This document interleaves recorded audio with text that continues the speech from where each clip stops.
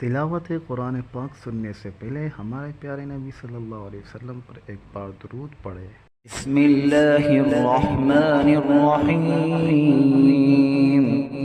अर्रहमान अल्लमल कुरआन खलक़ल इंसान अल्लमहुल बयान। الشمس والقمر بحسبان والنجم والشجر يسجدان والسماء رفعها ووضع الميزان ألا تطغوا في الميزان وأقيموا الوزن بالقسط ولا تخسروا الميزان والأرض وضعها للأنام فيها فاكهة والنخل ذات الأكمام والحب ذو العصف والريحان فبأي آلاء ربكما تكذبان خلق الإنسان من صلصال كالفخار وخلق الجان من مارج من نار فبأي آلاء ربكما تكذبان رب المشرقين ورب المغربين فبأي آلاء ربكما تكذبان مرج البحرين يلتقيان بينهما برزخ لا يبغيان فبأي آلاء ربكما تكذبان يخرج منهما اللؤلؤ والمرجان فبأي آلاء ربكما تكذبان وله الجوار المنشآت في البحر كالأعلام فبأي آلاء ربكما تكذبان كل من عليها فان ويبقى وجه ربك ذو الجلال والإكرام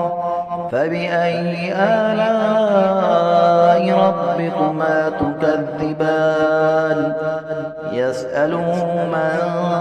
في السماوات والأرض كل يوم هو في شأن فبأي آلاء ربكما تكذبان سنفرغ لكم أيها الثقلان فبأي آلاء ربكما تكذبان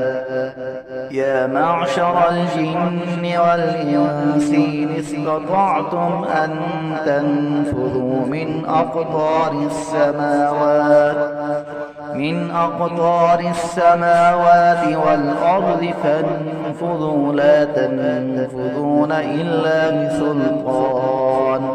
فبأي آلاء ربكما تكذبان يرسل عليكما شواظ من نار ونحاس فلا تنتصران فبأي آلاء ربكما تكذبان فإذا انشقت السماء فكانت وردة كالدهان فبأي آلاء ربكما تكذبان فيومئذ لا يسأل عن ذنبه إنس ولا جان فبأي آلاء ربكما تكذبان يعرف المجرمون بسيماهم فيؤخذ بالنواصي والأقدام فبأي آلاء ربكما تكذبان هذه جهنم التي يكذب بها المجرمون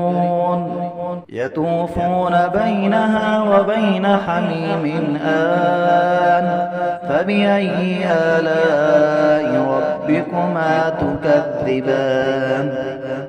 ولمن خاف مقام ربه جنتان فبأي آلاء ربكما تكذبان ذواتا أفنان فبأي آلاء ربكما تكذبان فيهما عينان تجريان فبأي آلاء ربكما تكذبان فيهما من كل فاكهة زوجان فبأي آلاء ربكما تكذبان متكئين على فرش بطائنها من استبرق وجنى الجنتين دان